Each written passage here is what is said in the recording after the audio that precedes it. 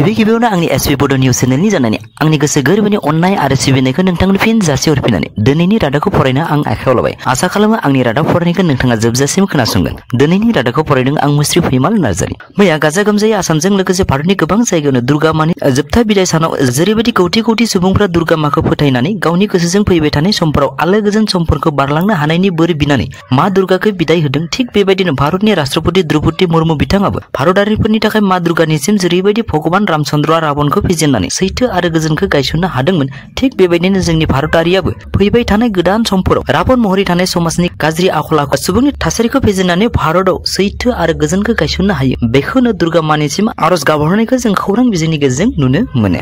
थांनाय समबारै जुदिअ 85 बोसोर बैसोनि जोसेफ लेप्टिस मुंनि सासे बुरैखौ हामास उग्रपन्थिफोरा हगारनानै होदोंब्लाबो दिनैसिमबो पेलेस्टाइननि गाजा स्ट्रिपआव इजराइलनि गिलु बालु गाग्लोबनायाव दिनै 18 सानाव 5700 सुबुंनि जिउआ बेसेन गैयै बायदि थैलांनायाव आरो बिथांमोननि गेजेरावनो 2000 उन्दै उन्दै गथ'फोरनि जिउ जोबसेयावबो जोबनानै थाङाखै। गाजा स्ट्रिपआव हामास उग्रपन्थिफोरखौ फोजोब हाथियारनि अराव दाय गैयै सुबुंनि थैनाय, ओंखाम दै अरनि आंखालाव सोरगिदिं सुबुंखौ गोब्राबनिफ्राय गोब्राबसिन नाख्रेबनायाव हालाय हाफाय जानायनि थाखाय जेरैबायदि भारतनि गाहाय मन्त्रि नरेन्द्र मोदी बिथाङा दुखुथिया सुबुंफोरनि फारसे भारतनि जानानै दुखु फोरमायहरदों, थिग बेबायदिनो मैया मालयेशियानि गाहाय मन्त्रि आनवार इब्राहिम गाव उदाङै कुआला लामपुरनि एरिना स्टेडियामाव रोजा रोजा सुबुंखौ लानानै पेलेस्टाइननि सुबुंथिखौ रैखा खालामनो थाखाय गोब्राबै अल्लाहु आकबर स्लगानजों फोरमायहरनायखौ जों नुनो मोनो। बिथाङा उन्दै उन्दै सुबुंनि बे दावहायाव थैनाय मुगैनाय दिन्थिनायजों लोगोसे जानाय लोंनायजों आलाय सिलाय जानांनाय सुबुंफोरखौ गोख्रै जानाय लोंनाय होनानै बिथांमोननि सुबुंथिनि मोन्थायखौ बेसेन होनो थाखाय खावलाय हरनायखौ जोङो खौरां बिजोंनि गेजेरजों नुनो मोनो। फिन चिरां जिल्लानि काजलगाव ओनसोलनि मंगलागाव गामिनि कनिन्द्र ब्रह्मनि बिसि मनिका ब्रह्मआ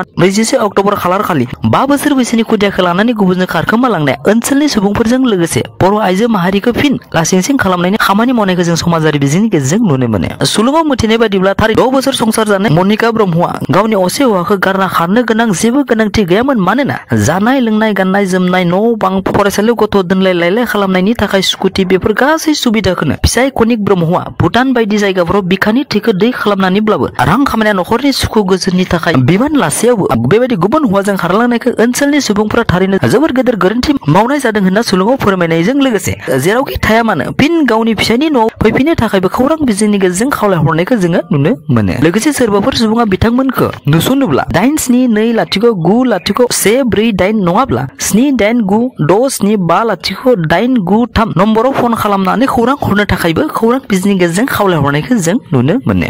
सोलिबाय थानाय दुर्गा फुजानि मा दुर्गानि खाथियाव गावखौ फैबाय थानाय दिनफोराव मोजाङै मोजां सोलिबाय थाथों होननानै गोबां सुबुंफोरा आरज गाबबाय थानाय समावनो मैया गुवाहाटीनि हेंग्राबारियाव उदैयाव 6 खेब सुनानै दाउ अमाफोरनिख्रुइबो बांद्राय अनागारि खगेन दास मुंनि सासे सुबुंखौ बुथारनाय जाथाया ओनसोलनि सुबुंफोरखौ फुजा बोथोराव जोबोद गोनो गोथो खोख्लैदों होनना सुलुङाव फोरमायो। सुलुङाव फोरमायनाय बायदिब्ला खगेन दासखौ सुबाय थानाय समावनो मानसिफ्रा बिथांमोनखौ नुदोंमोनब्लाबो बिथांनि आखायाव देगार थानायनि थाखाय बिथांखौ बादा होनो आरो हमहैनो रावबो साहस खालामाखैमोन होननानैबो सुलुङाव फोरमायो। थेवब्लाबो आथिखालाव बिथाङा हेंग्राबारि पुलिस थानानि कास्टडियाव दं आरो बे जाथायनि सायावनो नायबिजिरगासिनो दं होननाबो सुलुङाव रोखा रावजों फोरमायो। बेकार लाइमोनफोरनि थाखाय मोनसे मोजां खौरां। गुवाहाटीनि साखाथियाव थानाय एम्सआव 142 फिसा थाखोनि साख्रि ओंखारदों। ओंखायनो गोसो गुदुं बिजाथिफोरा अनलाइन खालामनो थाखाय थांनाय 21 अक्ट'बर खालारनिफ्रायनो 10 नभेम्बरसिम अनलाइना एक्टिभ दं होननाबो सुलुङा रोखा फोरमायो। आरो नोंथाङा माब्लाबा जयलार सावथुनखौ नायफ्लांदोंमोन नामा? थारै नोंथाङा नायदोंब्ला भिनय खान मुंनि सासे मुंदांखा फावखुंगुरखौ थारै नोंथाङा नुथारदों। आथिखालाव बिथाङा गावनि बिसिनि गेजेराव जानाय नांज्लायनाय जाथायखौ लानानै इरनाकुलाम टाउननि साहा पुलिस थानायाव सावरायनो थाखाय लिंहर जायो आरो बेवहाय थांनानै होख्राव होसि खालामनानै बाथ्रा दान्थेलायनायनि दायाव बिथांखौ जोबथायाव दबथायनो हायैनि थाखाय एरेस्ट खालामनो गोनां जायो होननाबो खौराङाव फोरमायो। मोननैसो सोमोनांथाव रादाब। थांनाय समबार खालार खालि बिहारनि गोपालगन्जआव सासे 5 बोसोर बैसोनि गथ'आ मानसि होंगो दोंगोआव दुर्गा फुजानि पेन्डेलाव दंमोन आरो हरखाब गथ' पेन्डेलनिफ्राय गोग्लैयो आरो बे गथ'खौ बासायनो थाखाय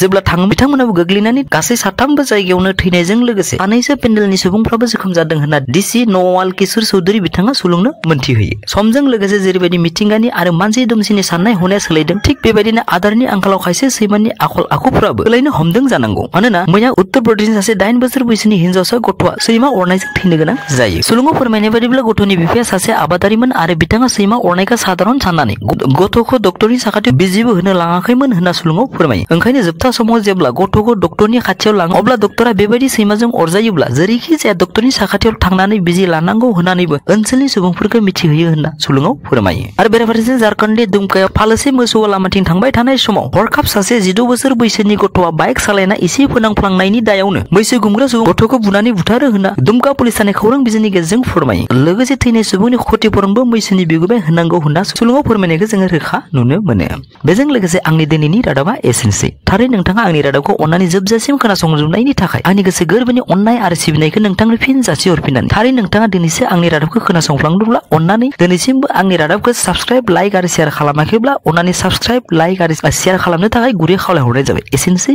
गोजोन्थों।